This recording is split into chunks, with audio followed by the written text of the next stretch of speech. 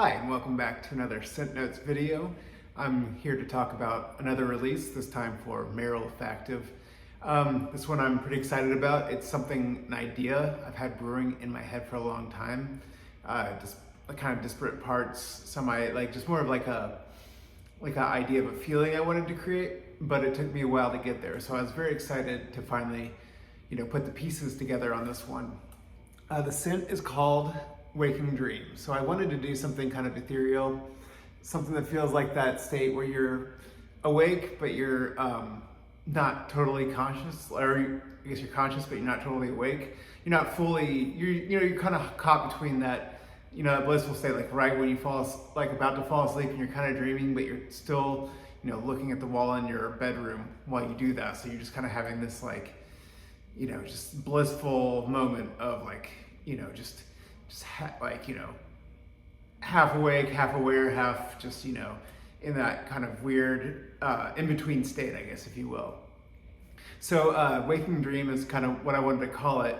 And I went with, so it starts off with Iris, which I obviously love. Orris Butter, Tempo Rubato, there's been Orris Forest. But I wanted to go with Iris because I love the Iris. Does it have like a true, like an absolute or essential oil analog? So when a perfumer creates an Iris Accord, that one is going to be something that is a little bit more like a kind of how you interpret it, and so it really allows you this kind of open palette to really just show how you interpret it and really put your own stamp on it. I think I have also an affinity towards Iris just as a concept because it is the city flower of St. Louis, the fleur de lis. It's on our flag, it's everywhere, as a former part of the French territory and the Louisiana Purchase and all that stuff. So I started with that, and I started with an orris tincture, which is different than orris butter. It's the actual plant itself, not the root. So it was a little more sweet, and there's a tiny little bit of bitterness, but nothing really perceptible. It just really helps offset that kind of sweetness of it. And then also helps to give some texture to the ionones in there. Ionones are powdery, and I feel like they really contribute to that ethereal quality. So I use dihydroionone beta, which is a little bit more of a woody ionone, a little less common, and an alpha ionone, which is very common. And it has a little bit of that traditional ionone flavor. It's a little bit green, so you kind of get that not like bright green, nothing you can really smell, but again, just I guess more of a watery kind of just airy quality to it. So I think that really goes well with what we're trying to do here. And then underneath that, I use limonene. It is kind of a lemony smell, but not really thick. It's kind of like really airy lemon, so it gives it just a really bright nature to the qualities of that. And then also underneath that as well, I use hedione, which is that jasmine analog is very famous. You probably know it. If you're watching this, you probably know perfume. You're probably understanding what I'm talking about. So hedione, I think it goes really well in that kind of that dreamy kind of state that we want to do. It's very airy, and there's a lot of, it's almost like a cloud, like a jasmine cloud. So that kind of takes us down to kind of the middle of that is it's like a amber, but it's a really light amber. It's a really airy amber. It's a dreamy amber. So just to go with that idea. So I used, again, the traditional amber, labdanum, and then ethyl vanillin. So I used the labdanum essential oil because I feel like it has a lot more interesting scent to it. It's not as obviously as resinous as a labdanum absolute. So I like it because it goes, again, it doesn't weigh it down too much.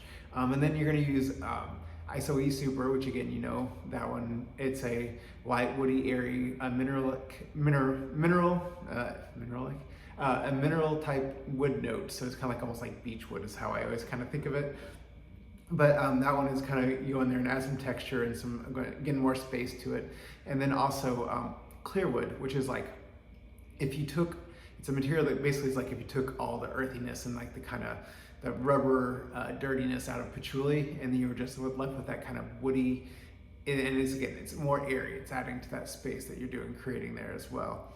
So we use that, and then there's also like caramel furfuron, which is, I think I said that correctly.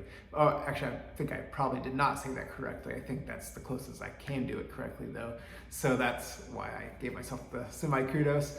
But that one is going to be like, again, a caramel smell, but not really that, not the thick, sweet part of it, just that really kind of, I don't know, it's gonna just add some texture and the caramelized nature where it's just, so you don't have that sweet, the chewiness of it. It's kind of more like if you were smelling passing a little bit. So I think that really adds to that idea. Then we get to the sandalwood, which is the last thing that I added to this. And I did want to, I kept thinking that it could use a bit more creaminess of sandalwood, but I tried to resist it for a while. But I really just eventually I gave in. I got a really great Mysore sandalwood, and it's a really creamy one. And I wanted to do that obviously on purpose to fill out everything, but not to fill it out in a really big boat anchor kind of way. I think it just fills the space, it fills the gaps. It reminds me of in college I worked for this it's pizza place. And the guy who owned it was a Buddhist, and he would tell us, when you put the toppings on the pizza, you let them find the space they need to be in. So that way it's filled up. Don't arrange them, let them find the space. And I feel like that's kind of how the sandalwood acted, is just like how my Buddhist pizza manager told me how to make a pizza. But it just really, it fills everything out, and it just feels really great and natural, and it's just a great sandalwood in general. So it's not the most complex thing I've done, but I wanted to showcase those ingredients. So it really is like an Irish sandalwood scent with some extra, the amber, just like giving that haunting feeling. And I guess maybe not even haunting, like just that, like you're floating on a cloud of air, like you're laying in bed and you're just kind of dreaming in a perpetual bliss state.